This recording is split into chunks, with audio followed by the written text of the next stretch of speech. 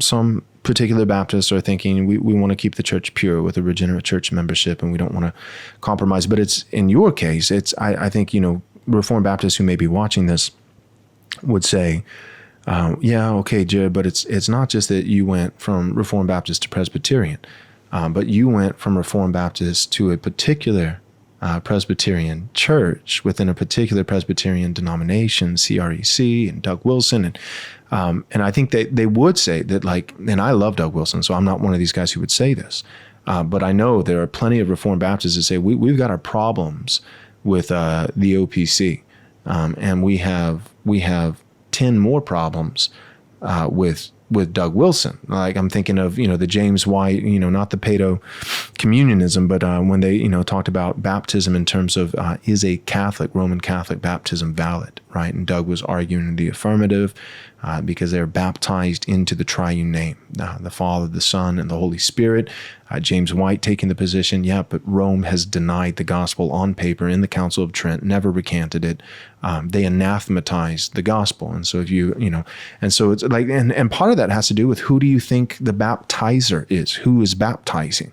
Is the church baptizing, or is this God's claim? Is God baptizing? Or is the church represent? Like, all those things come into play. But my point is, with Doug Wilson particularly, and the Moscow crew that you're now a part of, not just a part of, but a pastor in, I think some guys would say, man, that thing, some Reformed Baptists would point to Doug as a case study to prove their concern that, like, if you go Presbyterian, it's not just that you're more ecumenical in a charitable fashion, but you actually do open the door for corruption and compromising the purity of the gospel.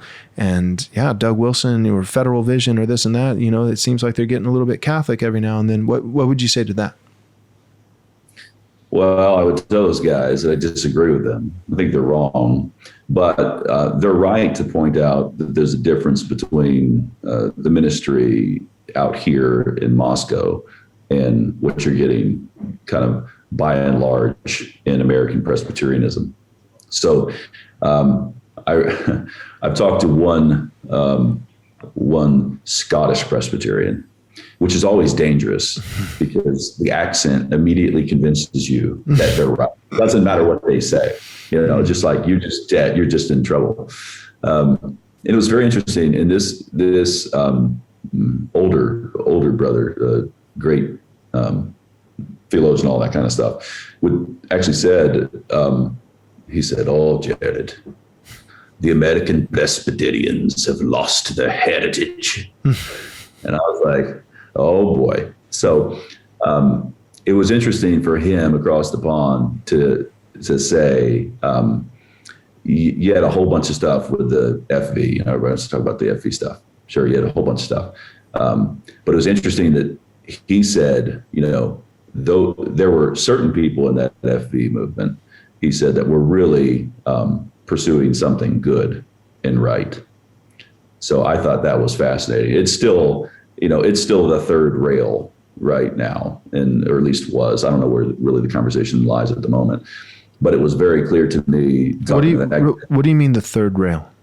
Oh, third rail means it's like a lightning rod. It's like you touch that. Oh, you're right, right.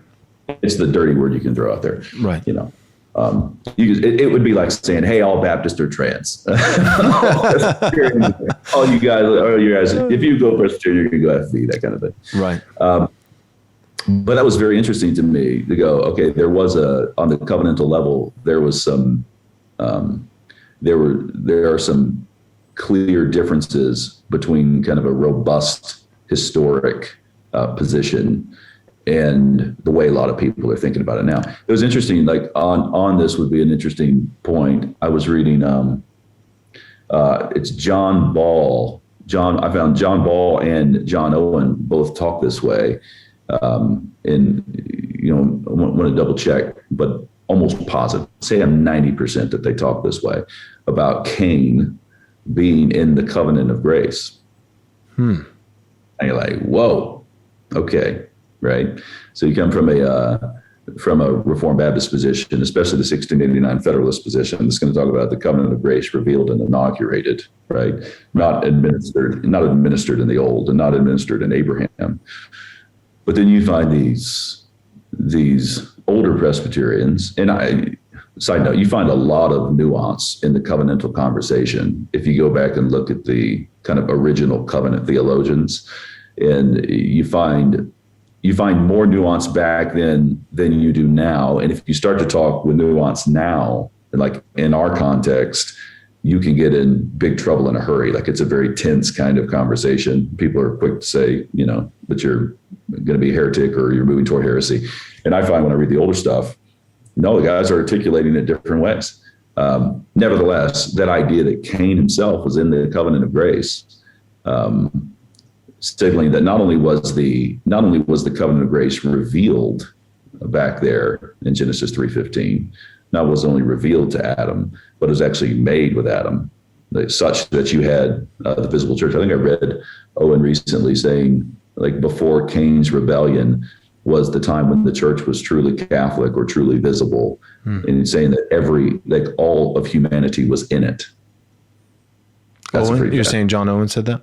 Yeah, and that's a pretty fascinating idea. Just finding any way to talk and think like, whoa, what do you mean? So all humanity was in the church, before Cain, and then Cain's exile is a further exile. So it's a proto-excommunication kind of thing. That's what's going on with him. Like the line of, like Genesis chapter 10, the line of Seth and the line of Cain, city of man going off and this separate shoot. Yeah. You have interesting connection there. I'm just thinking about his further exile when he wanders the earth would be an example of him being exiled from the covenant community. So at any rate, that's some of the interesting thinking that's going on. Like, okay, there's historic ways of thinking about this. That's not just saying that everything started with Abraham. And so you're going to find some differences going on there that are going to inform the way that people are thinking about culture, the way that people are thinking about various things. Right. Oh, hi, I didn't see you there. Thanks for sticking around. I've got an important announcement to make. That's the Theonomy and Postmillennialism Conference, 2023, May 5th, 6th, and 7th, Friday, Saturday, and Sunday. Theonomy and Postmillennialism. We've got the speakers that we've already had lined up. That's Dr. James White, Dr. Joseph Boot, Dr. Gary DeMar, non-doctor Pastor Joel Webbon. But we also have a bonus speaker, and that is Dale Partridge from Real Christianity. Perhaps you've heard of him. If not, you should start listening to his podcast. It's fantastic. Dale Partridge is going to be joining our team. We're going to have live panels on Friday night and Saturday night where you'll be able to write in questions and get them answered. We're also going to have a catered barbecue, Texas-style barbecue meal on Friday that's a part of your registration fee. All that is covered, so you need to get there. This is how you do it. Go and register right now at rightresponseconference.com. Again, that's rightresponseconference.com. God bless.